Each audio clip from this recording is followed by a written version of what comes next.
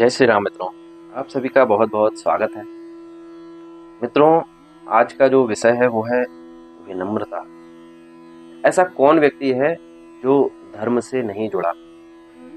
प्रत्येक व्यक्ति कहीं ना कहीं किसी ना किसी धर्म से अवश्य ही जुड़ा है और उस धर्म की जो प्राथमिकता है वो क्या है? विनम्रता। विनम्रता धर्म की अनिवार्यता नहीं, धर्म का स्वभाव है। जब धर्म का स्वभाव ही विनम्रता है तो फिर आपके अंदर विनम्रता क्यों नहीं? कहाँ चली गई वो विनम्रता? अर्थात आपका धर्म लुप्त प्राय हो गया क्या? आपको थोड़ा सा गौर करना चाहिए अपने आप पर, अपने धर्म पर, अपने समाज पर कि कहाँ गया आपका धर्म और कहाँ गया आपका समाज। तब आएगी आपके पास आपकी विनम्रता। धर्म के साथ विनम्रता ऐसे सहज चली आती है जैसे फूलों के साथ जो है खुशबू और दीपक के साथ प्रकाश चला आता है। जब आप अपने धर्म को खोजेंगे, अपने समाज को खोजेंगे, तो आप पाएंगे आपकी विनम्रता आपके पास है और आपका समाज आपके साथ खड़ा हुआ है, आपका धर्म आपके साथ खड़ा हुआ है।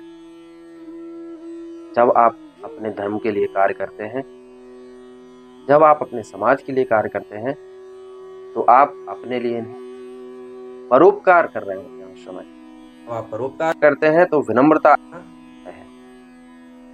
तो मित्रों, जब धर्म किसी व्यक्ति के जीवन में आता है तो वह अपने साथ विनम्रता जैसे अनेक सद्गुणों को लेकर आता है। धन और धर्म दोनों ही व्यक्ति की चाल को बदल देते हैं।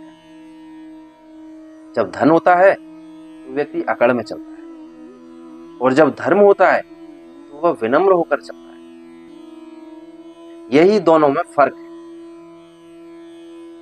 जीवन में संपत्ति आती है तो मनुष्य कौरवों की तरह अभिमानी हो जाता है और जीवन में सन्मति आती है तो मनुष्य पांडवों की तरह विनम्र भी बन जाता है।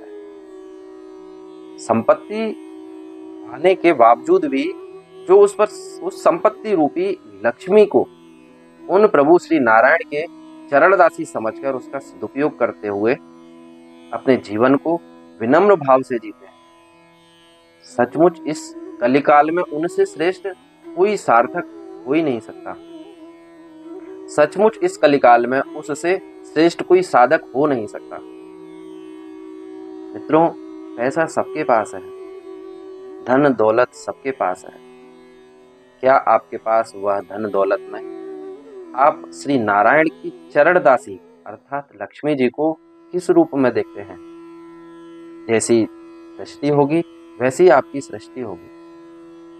अगर आप लक्ष्मी को केवल आप धन के रूप में देखते हैं तो वो चली जाएंगी, और यदि आप श्री नारायण जी के चरण कमलों की दासी समझकर आप उनको प्राथमिकता देंगे तो वह धन जो रूपी आपके पास आएगा वो एक सदुपयोग के लिए होगा। जो पैसा आपके पास आता है, जो धन और दौलत आपके पास आती है, उसे आप सदुपयोग में प्रयोग करें। जब आप सदुपयोग धर्म के लिए आप उपयोग करते हैं उस धन का, तो आप परोपकार करते हैं, और जब आप परोपकार करते हैं तो आपके अंदर विनम्रता भी आती है। मित्रों, विनम्रता के साथ जो पैसा आपका आएगा या जो खर्च होगा उस पर आपका अधिकार नहीं। उससे आप, जैसे एक वृक्ष होता है, वृक्ष अपने लिए कभी नहीं फल लगाता, वो उसमें जो फल आते हैं, पत्तियां आती हैं, जो ऑक्सीजन छोड़ता है, वो केवल और केवल परोपकार, दूसरों के लिए, अपने लिए कुछ भी नहीं। फल से लदा हुआ वृक्ष विनम्रता से झुक जाता है। इसी प्रकार विनम्रता एक व्यक्ति में अगर है तो वह धर्म और समाज के प्रति जुड़ा हुआ होता है, जैसे आरएसएस संघ। नमस्कार मित्रों, ये था आज का विषय। अगली वीडियो में एक नए विषय के साथ मिलेंगे। यदि आपका कोई प्रश्न है तो आप कमेंट बॉक्स में अवश्य लिखें।